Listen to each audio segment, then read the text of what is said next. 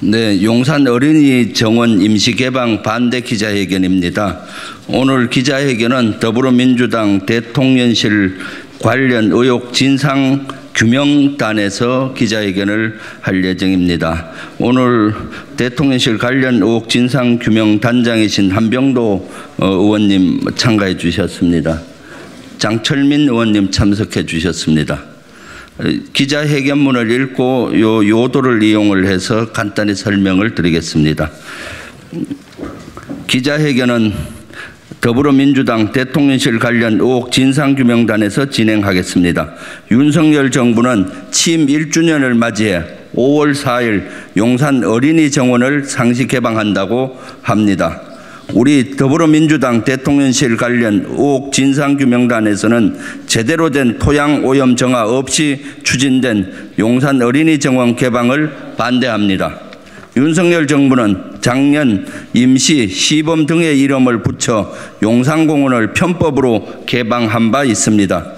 그런데 올해도 토양 및 지하수 오염 논란이 있었던 지역에 용산 어린이 정원이라는 이름으로 어린이들에게 상시 개방한다고 합니다.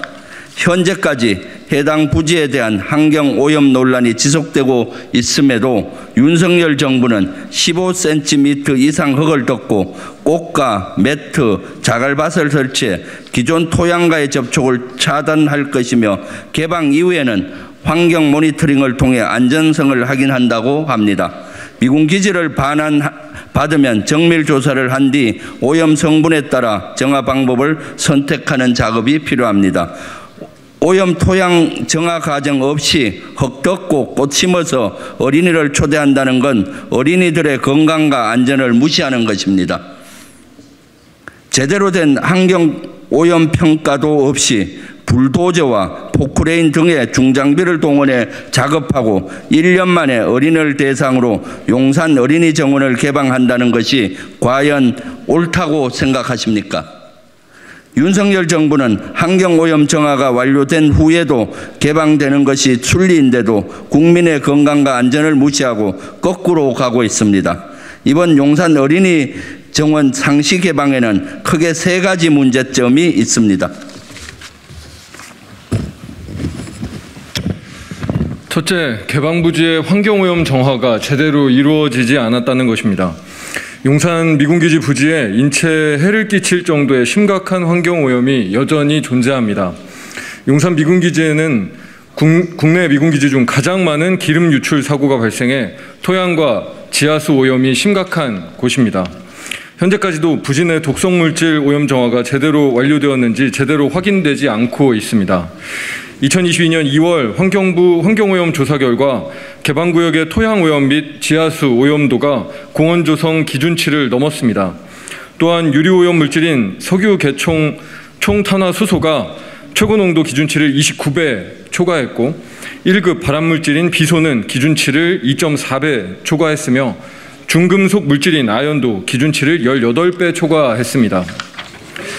그런데도 국토부는 15cm 이상 두텁게 흙을 덮어 잔디와 꽃을 심고 매트, 자갈밭 등을 설치해 기존 토양과의 접촉을 차단해 안전하다고 합니다. 하지만 이 같은 작업만으로 안전을 담보할 수는 없습니다. 작년 용산 어린이 정원 조성 작업을 위해 정부는 불도저와 포크레인 등의 중장비를 동원해 작업했습니다. 이 과정에서 1m 내지 2m의 오염된 흙이 뒤집혀서 올라왔을 가능성도 있습니다. 또한 일부 미국 간부 숙소들을 철거하는 과정에서 오염된 흙이 위로 올라왔을 확률이 매우 높습니다. 과연 15cm 이상 두텁게 흙을 덮어 토양과의 접촉을 차단하는 것만으로 어린이들의 안전에 무해한 것인지 대통령실에 묻고 싶습니다. 무작정 대통령실을 졸속 이전하더니 또다시 오염된 부지 정화를 졸속으로 진행하고 있습니다. 둘째, 국민 혈세가 막대하게 낭비되고 있습니다. 작년 용산공원 시범 개방에 이어 이번 용산 어린이공원 개방에도 막대한 소유 예산이 소요된 것으로 보입니다.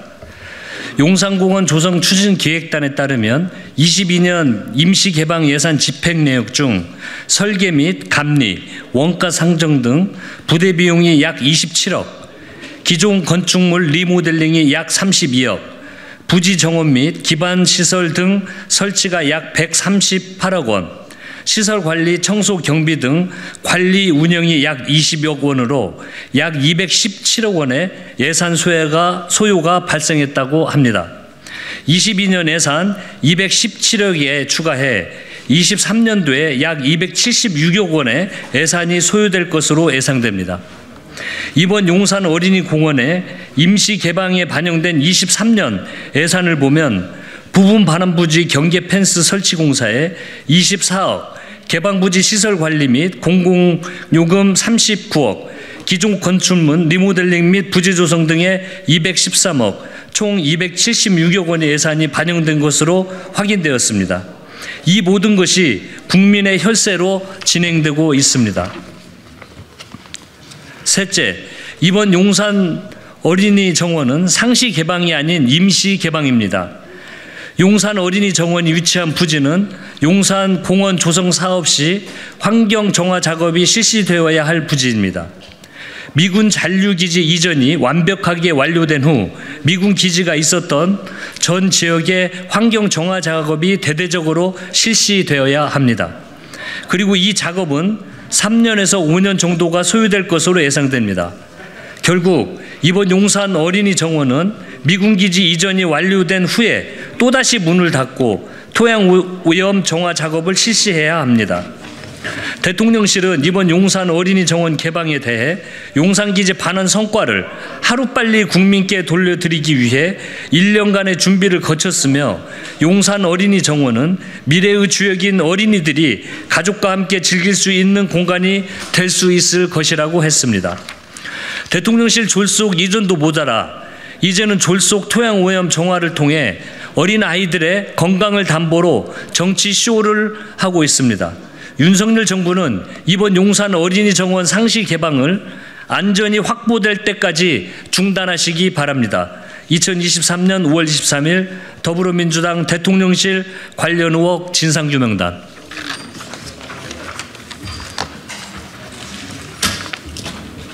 마이크. 예. 이 도표는 환경부에서 작년에 오염지역을 측정한 내용입니다.